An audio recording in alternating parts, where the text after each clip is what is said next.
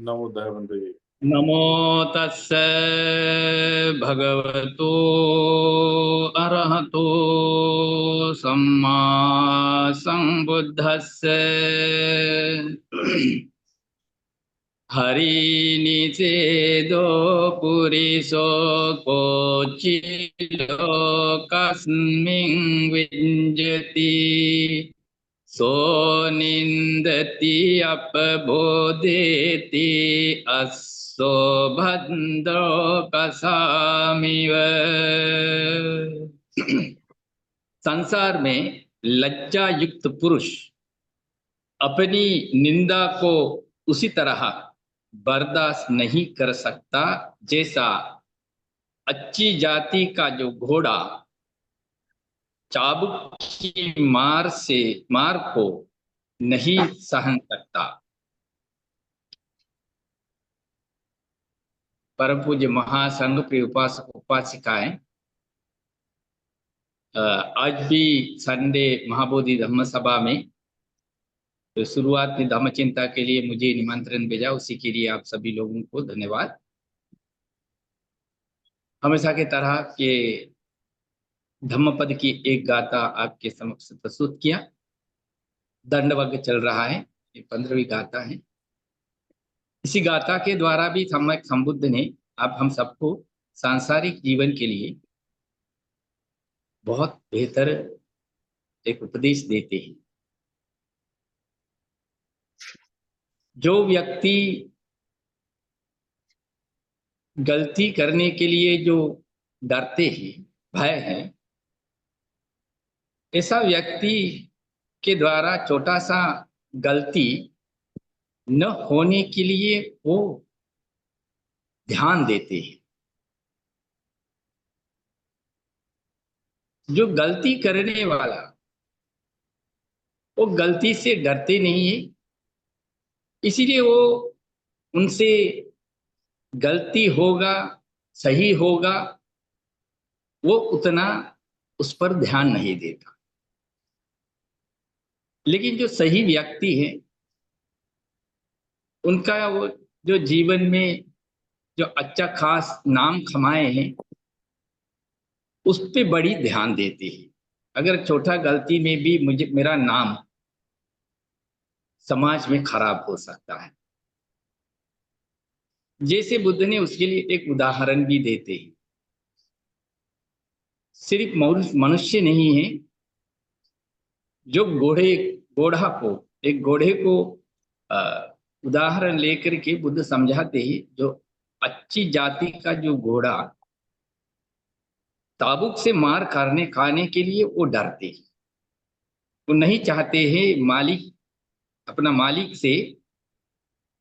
का जो ताबुक से मार खाए। इसलिए वो अपना जो चलने का जो गतिविधि जैसे मालिक चाहते उसी प्रकार वो अपना चलन करता रहता है, ताकि मालिक को मौका मिल न जाए तो उनको ताबुक से मारने के लिए। बुद्ध की ये गाथा कथा से हमें ये सिखाता है, छोटे से भी गलती पर ध्यान दे ताकि जन्म से हम अच्छा नाम कमाया तो इसी अच्छी का जो चेहरा है समाज के सामने ये खराब न हो जाए। इसमें जुड़े हुए एक कथा भी है। एक दिन भिक्खु आनंद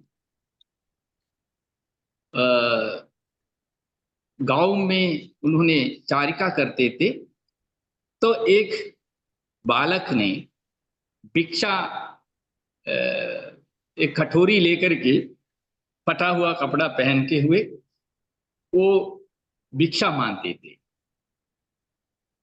फिर आनंद ने उनको बुलाकर पूछते हैं,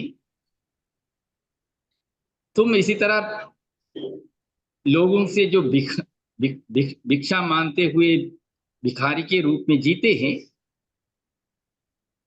तुमको इससे अच्छा खास जीवन मिल सकता है। तुम श्रमण बनो।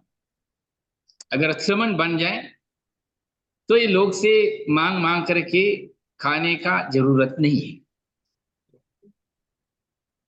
फिर ये बालक भी आनंद, जो भिक्षु आनंद का जो बात पे आ गया, जो वो भी स्वीकार कर लिया। सबसे पहले तो उन्होंने बोला, हम जैसा जो नीच लोग हैं, ये लोग कौन भिक्षु बनाएगा, श्रमण कौन बनाएगा, कौन स्वीकार करेगा। तो आनंद ने बोला, ये जो बौद्ध भिक्षु है, जो बौद्ध का जो श्रमण है, इसमें कोई उच्च नीच कुछ नहीं है। किसी को भी इसी में अगर मन है तो उसी के लिए अगर योग्य है तो कोई भी श्रमण हो सकता है। इसमें उच्च की नीच की कोई देखता नहीं है। फिर ये जो बालक श्रमण बनने के लिए हाजिर हो गया, सहमत दे दिया। तो इन्होंने बुद्ध विहार ले आकर भिक्षु बनाया, श्रमण बनाया। फिर अभी पहले का जीवन जैसा नहीं है। बिहार में अच्छा खास खान पान मिलते हैं, तो एक खुशी रहा। तो अच्छा अच्छा भोजन की व्यवस्था, ये सब मिलने के बाद इनका शरीर भी पहले से अच्छा चमकने चमकने लगा। और जैसे वो पतले हुए थे, जो भोजन का सही मात्रा नहीं मिलने पर, तो लेकिन बुद्ध विहार का अच्छा भोजन मिलते हैं तो इनका शरीर मोटापन हो गया। इसलिए लोग इनको पिलोतिक करके नाम भी रख दिया। अभी पिलोतिक जो श्रमण है वो रहते हैं। तो धीरे धीरे इसका मन भी थोड़ा थोड़ा बदलने लगा। तो इनका मन में ऐसा ख्याल आते हैं, ये श्रमण जीवन तो बहुत कठिन है, ये तो एक जेल जेल में रहता हुआ जैसा है। क्योंकि इसमें बहुत बड़ी खड़ी नियम है, सुबह उठना, शाम को अपना जो पूजा साधना करना, और कहीं चलता है तो उसमें भी नियम है, कुछ खाना है तो उसमें भी नियम है, सोना है तो उसमें भी नियम है। ये तो पहले का जीवन तो ऐसा कुछ नहीं है, आराम से जी सकते थे। लेकिन इसी जीवन में तो बहुत कठिन है। जैसे सोचता रहा, इन्हीं ने अपना जो प्रौर्जा लेने के पहले जो प्रौर्जा के लिए जो चीवर पहनना है, तो उसी के लिए उनका जो पुराना कपड़ा उन्होंने क्या किया, एक झोले में डाल करके वो पुराना कपड़ा एक पेड़ में टांग दिया। जैसे ये जो मन में इनका जो श्रमण जीवन की जो कठिनाई का बारे में ख्याल आते हैं, तो इन्होंने सोचा हम दोबारा पुराना जीवन में चला जाएगा। ऐसे सोचकर उसी पेड़ के पास गया जहां इन्होंने अपना जो पुराना कपड़ा, पटी हुई कपड़ा जो पुराना कपड़ा जो टांग दिया, वहां पे गया।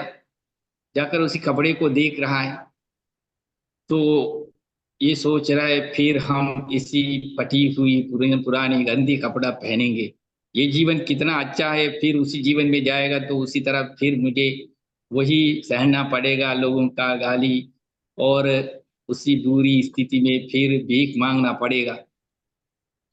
तो फिर इसका मन बदल गया उसी कपड़े को देखते हुए। फिर पुराना जो बुराई जो जीवन का बारे में सोच करके फिर इन्हें वापस आ गया।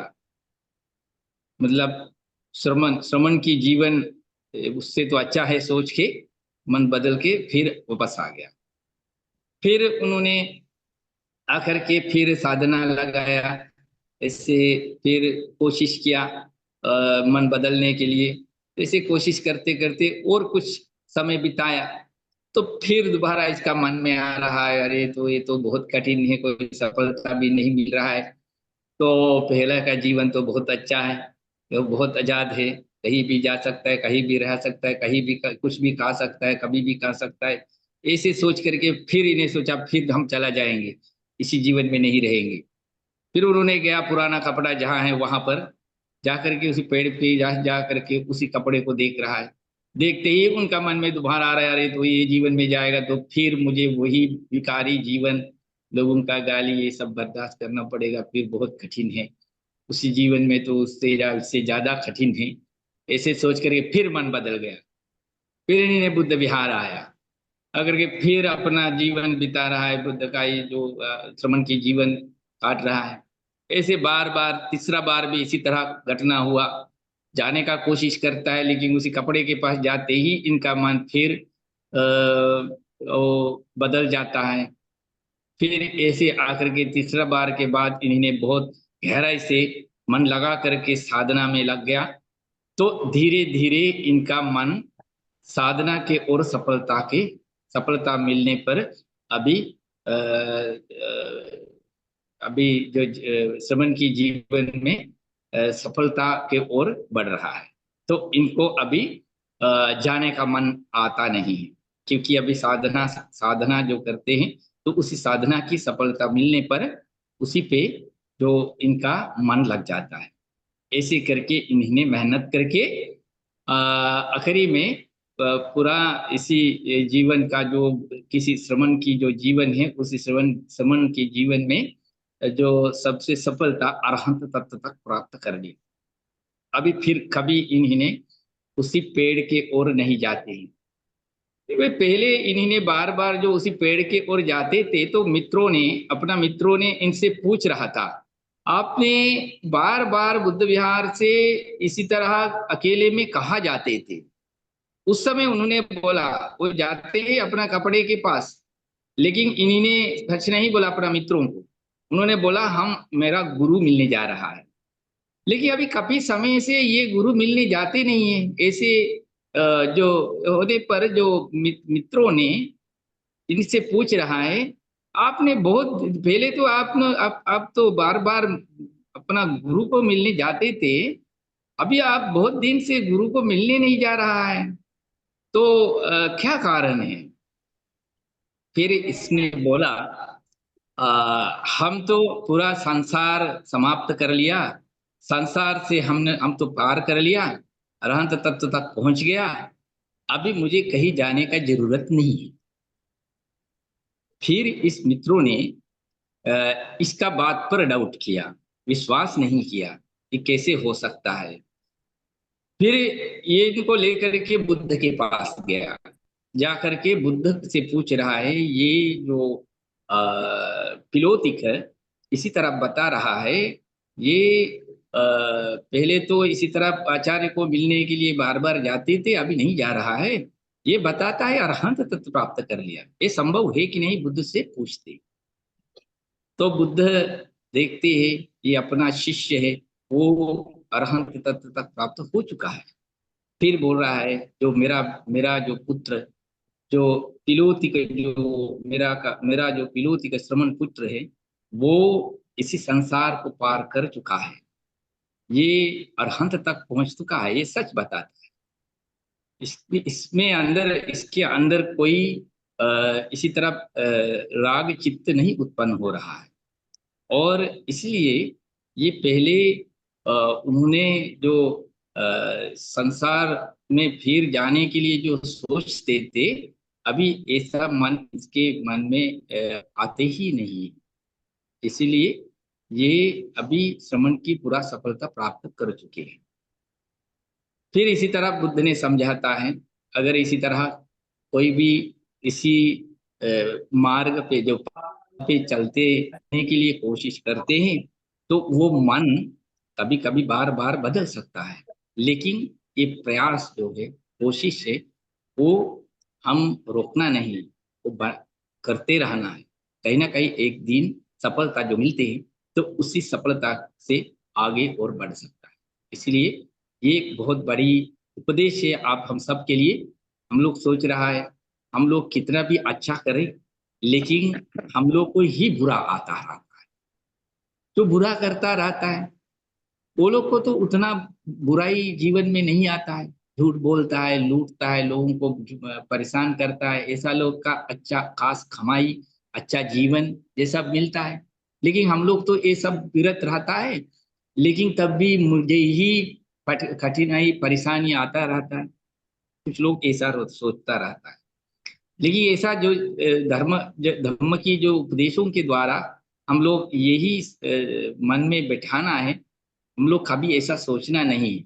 ये धर्म के पद पर अगर चलता रहेंगे, कभी ना कभी हम लोगों को उसका सफलता जीवन में आता है, आ जाएगा, मिल मिल जाएगा। इसलिए इसी उपदेश के साथ साथ हम आज का धर्म उपदेश, धर्म चिंता समाप्त करते। आप सब लोग बहुत बड़ी ध्यान से शांति से धर्म को सुनते रहा। आप सभी लोगों को अभी ये सम्यक संबुद्धि की बुद्ध पूर्णिमा का अभी माहौल आपका सामने है। कल आज और कल जैसे बुद्ध पूर्णिमा आ रहा है, आप सबको सम्यक संबुद्ध की जो जन्म और ज्ञान प्राप्ति और उनका परिनिर्वाण की जो तीन पावन जो अवस्था है, उससे आप लोगों को भी मनाने के लिए, उस पे आप लोगों को काम करने के लिए और उसमें उसमें से आप लोगों का जीवन में सफलता आने के लिए प्रार्थना करते हुए, शुभकामनाएं करते हुए मेरा छोटा सा धर्म चिंतन समाप्त करते हैं। आप लोग सभी लोगों को प्रार्थना करते हैं, विशेष करके ये जो धर्म की मार्ग में जितना भी धर्म प्रचार प्रसार के लिए योगदान दिया, सभी बुद्ध से लेकर के जितने भी उपासक भिक्षु सभी लोगों को शांति प्राप्त हो। और महाबोधि संस्था के संस्थापक बोधिसत्व अनगारिक धर्मपाल जी से लेकर के जितना भी लोग धर्म प्रचार प्रसार के लिए योगदान दिए थे, उन सभी लोगों को भी शांति प्राप्त हो। और तत्काल में हमारा महाबोधि संस्था के महासचिव परम पूज्य श्री बंते जी से लेकर के जितना भी भिक्षु भिक्षु उपासक उपासिकाएं धर्म प्रचार प्रसार के योगदान देते, उन सभी लोगों को शांति, उन सभी लोगों को स्वस्थ रहें, सुखी रहें, कल्याण होगा।